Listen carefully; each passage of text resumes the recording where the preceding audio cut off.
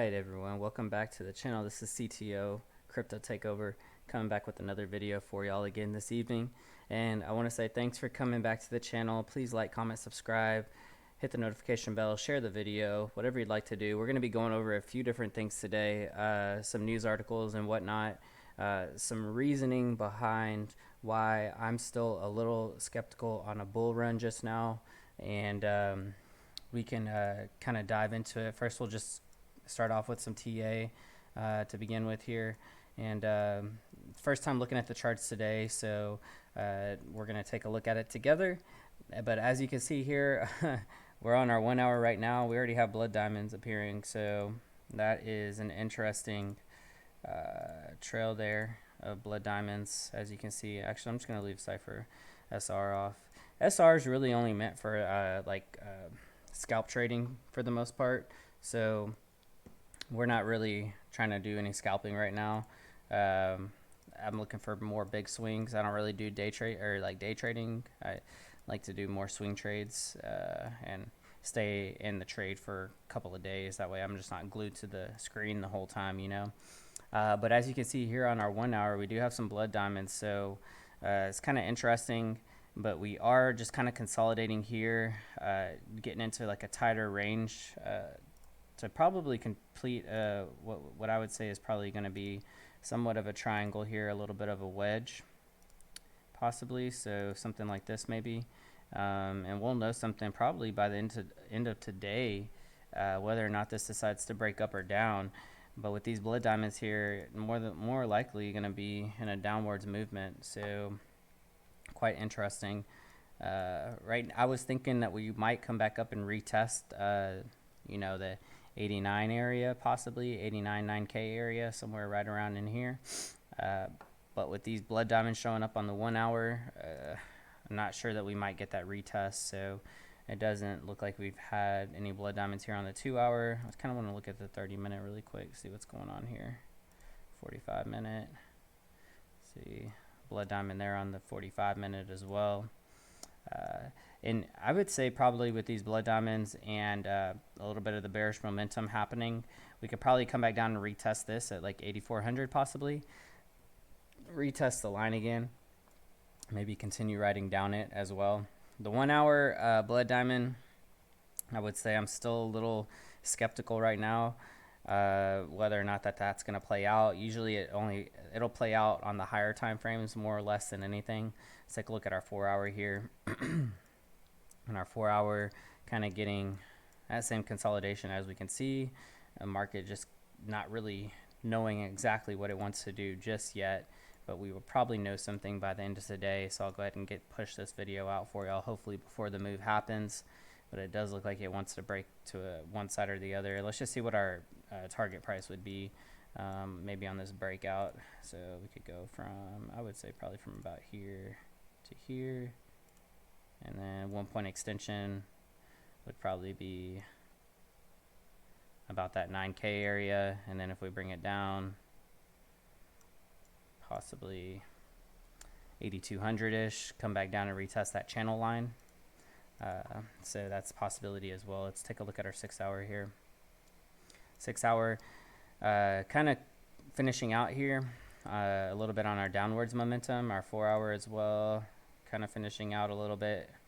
Still not knowing exactly what it wants to do, but it has a green dot there as well. 8 hour looking like it wants to finish out here on the downside as well. Let's look at our 12 hour. 12 hour kind of wants to like clip back up again as well too. And Kite just put out a great video too, and if y'all are having issues of understanding market cipher, I encourage you to go watch his video. He talked a little bit about the RSI, and that was one of the things that I was still kind of unsure of, was our RSI predicament, whether or not we're oversold or overbought, and how to determine that for the most part. But it does kind of look like we're ranging in an overbought area on our RSI. So with that, we could see some more downwards momentum as well. But our 6 hour and our 8 hour kind of look like they're kind of finishing out a little bit to the downside. And then if we have our daily here, daily still had that red dot that it got put in, and I told the Telegram group, if y'all are interested, I do have a Telegram group that y'all can join. Everything that I offer pretty much is free to join except the Patreon. But I have a Telegram group, I have a Discord, links down in the description below as well. I do giveaways, and I keep people up to date through my website as well, CryptoTakeOver.io. Y'all can check out the website and get signed up for the newsletter. I'm thinking about doing a giveaway probably once I get to 5K subs. So we still have a little while till we get there, but I'll keep y'all up to date with that. But y'all need to be signed up for the newsletter in order to qualify for the giveaway. So, but go ahead and join the Telegram group. Y'all can message me on Telegram or Discord if y'all like, and I'll gladly respond to y'all on there. As you can see, our 1 day still has our red dot appearing here, meaning that we could see some downwards movement. For the most part, I would say for our 6 and 8 hour, we might see how this VWAP's kind of just riding that 0 point pivot. I think that we could put in a green dot, but I think that more or less we'd probably end up putting in a red dot right after it too. Let's take a look at our 3 day. 3 day kind of topping out here just a tad bit. And I want to go over some news articles today with y'all. There's been a lot of talk about the whole Craig Wright situation, and I decided to do a little bit more research for y'all this evening. I know that some of these Bitcoin SV channels have been popping up lately too. I've added people on Twitter that are SV advocates and evangelists for SV, and they've asked me to do some live call-ins with them as well, but it's really just getting around to their time zone and making sure that I'm awake or I'm available during those times as well. So let's take a look just at what SV is doing right now too. Take a look at CoinMarketCap. Just wait for it to refresh here. And SV's at 315, so it's still above 300, right? And so one of the reasons that I think it has still been pushing up a little bit is because Craig Wright did come out and say that he didn't have the keys accessible to him at the time because of the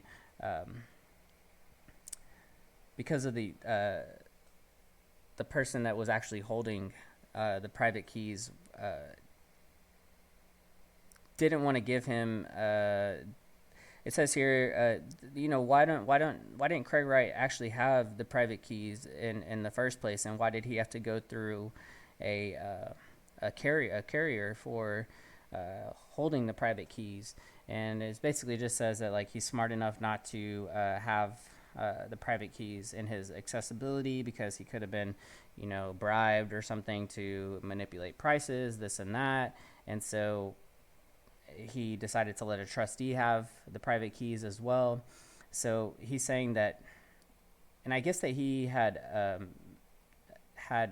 something written up saying that he had the public keys, but the private keys weren't attached with the public keys, and that he just presented the public keys that were there, and I think that had already been kind of laid out too. But the fact that the Clement family believes that he was also part of the creation of Bitcoin kind of leaves me a little skeptical, because if people are saying, well, he can't be the creator, this and that, why would the Clement family be, so gung-ho about him having the private keys to Satoshi's wallet and this and that, which is over 1 million Bitcoin, and I think that the Clement family is going to end up having at least 500,000 of that, and then he has the other 500,000.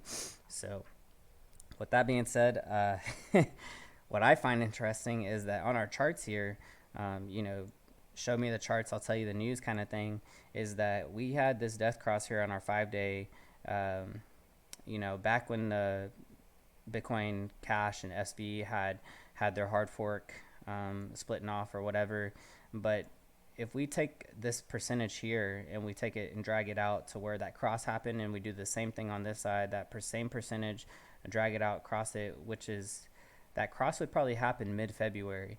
And what was being said to Craig was that the judge told him that if he needs to come back mid-February and actually have the private keys in hand, So what this is mid-February is going to be make or break moment for the whole crypto industry as well, because I think whether or not he has Satoshi's keys will determine a bunch of interesting things, So I had also found something on Twitter too that I can share with y'all. Y'all can add me on Twitter as well if y'all like. But this was, someone had posted this, Craig Mason. He said, I thought Bitcoin SV was a scam before this recent pump. I've since spent the last 2 days researching everything I can find, and I am shocked by what I found. The entire crypto industry is going to collapse because of this. None of you are ready. Craig, being Satoshi, should literally be the last of your worries right now, and yet that's all you can focus on. This is the big short moment in crypto. Many people are not going to only lose their jobs and wealth, but most likely their sanity. I am not kidding you. Only the outsiders and contrarians will get this. The same aeons you call pageants and scammers, they are seeing something that none of you even bother to look at, and they will be rewarded. May God have mercy on your souls. So quite interesting that a lot of people are saying, well, if he has the private keys, or what I'm thinking is that he doesn't have the private keys, but there's some, or at least it's Satoshi's wallet, but he has maybe a bunch of crypto elsewhere stored, and that he's going to have to dump this on the market to pay back the Clement family. And whether or not that's actually Satoshi's wallet, or it's just some other funds that he had that he has to pay the Clement family back, right? Which is over, I think the million Bitcoin that are in Satoshi's wallet is technically like worth over $1 billion or something like that too. But basically, if he has a bunch of money in crypto or an SV or whatever, and we've been seeing the price dump or price pump and dump, that could be a money grab for him, at least, if anything. But also that if he does have a bunch of crypto stored, that he's going to have to end up dumping it on the market, and that could ultimately crash the price. Like he said many times, he said, I don't have an issue collapsing Bitcoin, basically. And that would only give us the opportunity of a lifetime, pretty much. So I just thought that is kind of interesting right now, that he is 99.9% sure that he can still get access to the Bitcoin fortune. And this was released by Cointelegraph last night.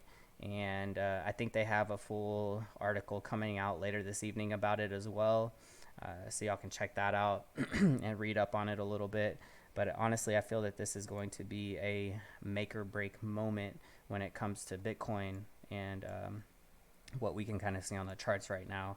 And so that's why I'm still a skeptical bull right now, and leaning towards that we just need to have patience and just wait this out and see what exactly is going to decide to happen. And I did want to take a look at the 200 to see where we are at with that here on our daily, possibly. Let's see. So we're getting stopped out here on the daily still, putting in some red Heikenashis as well there too. And our weekly, well, it was actually our 5-day, which is the chart that we've been kind of keeping an eye on here lately. But we can see here that we are starting to clip down here on our VWAP as well. We did that same thing over here, y'all. This is what I pointed out the other day. We literally topped out at that same positioning of the VWAP, which is about 17. Same positioning, topped out there. Same thing we did here with our blood fangs that happened. Now we still have a little bit of momentum coming up here on our 5-day, which could, either stabilize us around this area or push us up just a tad bit. And then we're probably going to come back down to maybe make another descending triangle possibly. And that's just something that we have to be cautious of, y'all. So with that being said, y'all can add me on Twitter, Instagram. I have all those good things. The Instagram page, I've kind of updated a little bit. Twitter as well. Y'all can sign up for the newsletter to sign up for the giveaways. I have the Patreon group, and I have the altcoins that I am heavily accumulating because I think they are going to be life-changing altcoins for us to have a hold of. And I'll come out here later on, what altcoins those are. But if y'all are interested in knowing what altcoins are gonna have crazy run-ups, and y'all can definitely subscribe to the Patreon here. And I kind of keep those a little secretive to myself for the most part. But I am part of several different paid for groups too, and doing a lot of studying, getting a lot of mentorship happening within these groups as well, and it's just helped a lot too. So I just kind of want to give back to a lot of people, and y'all can follow me on the channel as well. With that being said, y'all, I think that's about it. Y'all can get y'all's ledgers, Nano S's or X's if y'all just are long-term hodlers, which is highly recommended. Y'all can use Bybit. Use the testnet first, please. I have the links for Prime XBT as well. And with that being said, tell me what you think. Do you think Craig can honestly hurt the crypto market if he does have the trust fund? Or if he doesn't have the trust fund, what do you think that will do with the market as well? I've tried to reach out to some SV people to decide whether or not if he does or doesn't, will it still hurt the market? Tell me what y'all think. What is y'all's predicament on this? But we're just going to keep seeing what happens here, and I'll keep y'all up to date. So that's just been kind of on my mind. I wanted to share that with y'all, and I saw this Cointelegraph article as well too. It looks like he came out with a book recently. I guess the book was Behind the Mask, but apparently the book got delayed, and it was supposed to be released today, but for some reason, or it was due to hit the shelves on the 28th, but apparently it got delayed. They've delayed it. They don't want to, I guess, put this out for his own safety or something or another. But y'all can come read these articles. CoinGeek, Cointelegraph, have those up there. Do your research. Study the charts. I'll get back with y'all later on then. I'll talk to y'all soon. CTO out.